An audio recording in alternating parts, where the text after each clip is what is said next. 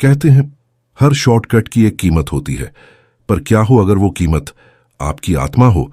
स्वागत है आपका अनटोल्ड हॉरर स्टोरीज में, जहां हर कहानी सच्चाई से भी ज्यादा डरावनी होती है। आज हम लेकर आए हैं एक ऐसे इंसान की कहानी जो गरीबी से निकलकर अमीरी की ऊंचाई पर तो पहुंचा, लेकिन उस ऊंचाई से जब गिरा तो उसकी चीख जंगल तक गूंज गई। बीजेपी नहीं, यहां का नेता नहीं, ये बीजेपी था।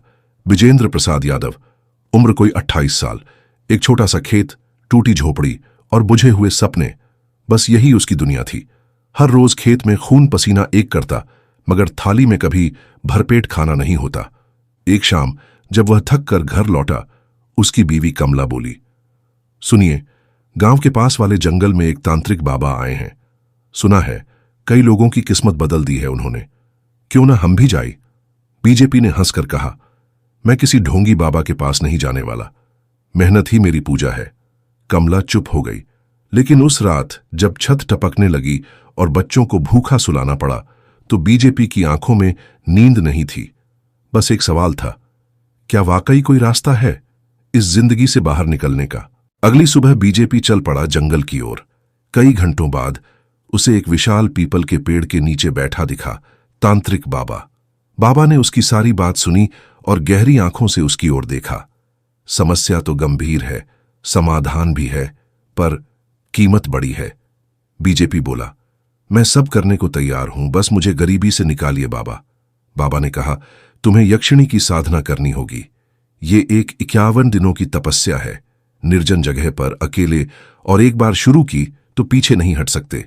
बीजेपी ने पूछा, और अगर मैंने ये कर लिया तो? बाबा मुस्कुराए, तब तुम्हारे पास इतना धन होगा कि तिजोरी में भी जगह कम पड़ेगी। लेकिन याद रखना, यक्षिणी जीवन भर तुम्हारे साथ रहेगी, जैसे एक छाया। उसकी 3 शर्तें होंगी, जिन्हें तोड़ना मतलब मौत को न्योता देना। बीजेपी ने घर छोड़ा, कमला को कुछ नहीं बताया। उसने जंगल में एक वीरान स्थान चुना और बाबा द्वारा बताए गए मंत्रों से साधना शुरू की।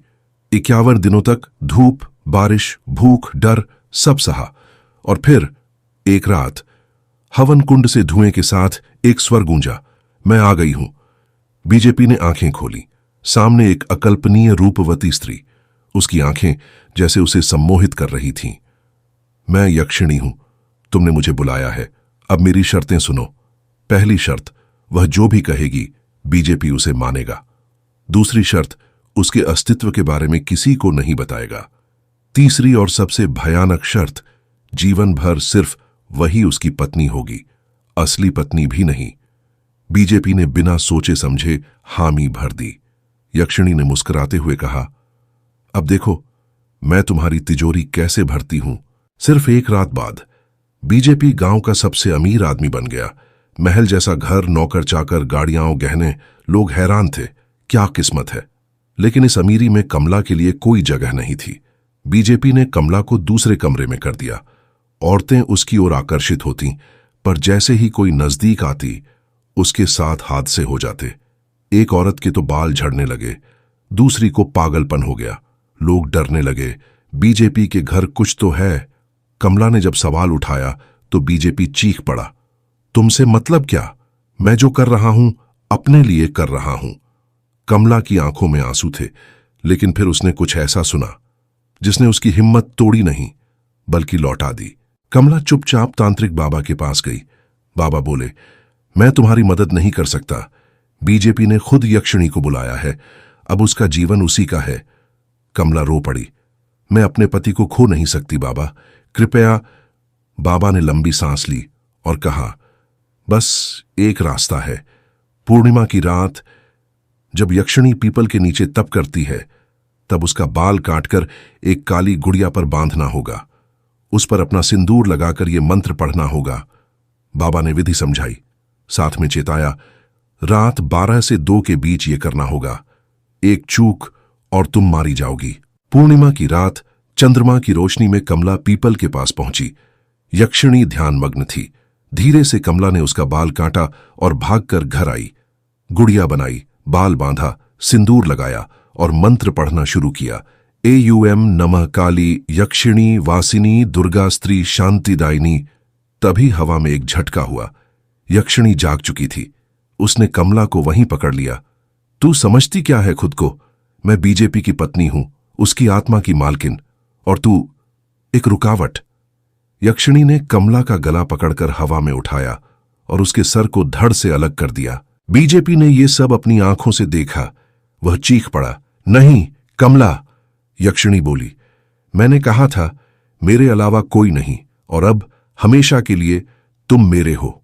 बीजेपी टूटा पूरी तरह। तू धन ले जा, तिजोरी ले जा, लेकिन मेरी बीवी लौटा दे। उसने पास रखा दिया उठाया और खुद को आग लगा ली। उसी वक्त जलता हुआ दिया काली गुड़िया पर गिरा और यक्षिणी एक जलती चीख के साथ हवा में विलीन हो गई। बीजेपी जिंदा था, मगर सब कुछ खो चुका था। कहानी को गुजरे 5 साल हो चुके हैं। बीजेपी का महल अब एक खंडहर है। लोग दूर से देखते हैं, लेकिन पास जाने की हिम्मत किसी में नहीं।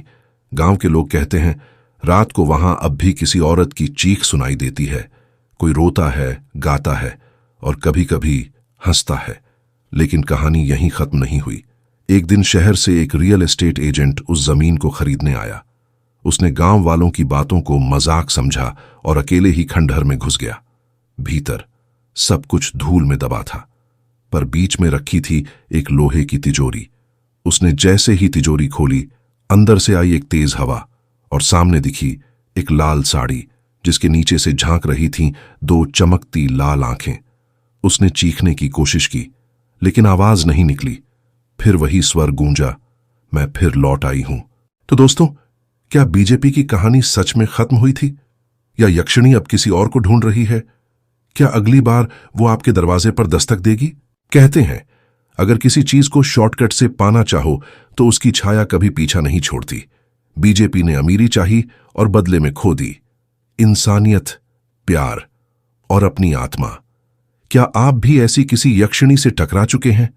अगर आपको ये कहानी पसंद आई तो अनटोल्ड हॉरर स्टोरीज को सब्सक्राइब करें और याद रखें, कुछ तिजोरियां हमेशा खाली ही रहनी चाहिए।